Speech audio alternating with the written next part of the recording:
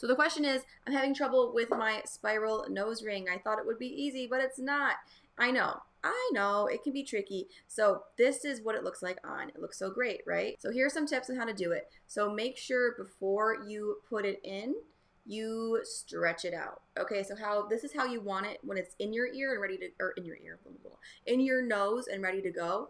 But before then, don't feel free to just take it and just stretch it out a little bit like that. And this will stretch back. It is pliable. Just make sure you're not twisting it. Just make sure you're going in, out, okay? So once it's like that, it's going to be so much easier to work with. Trust me on that.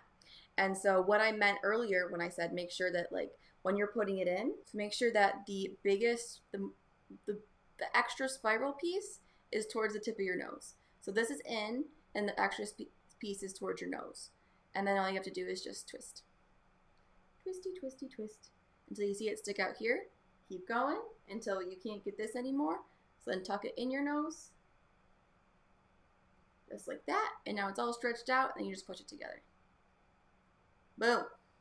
There you go. So hopefully that helps. If you have any other questions, feel free to check out our Instagram and our YouTube. We are doing a little like how-tos with those. And I hope that makes your life a little easier. Okay.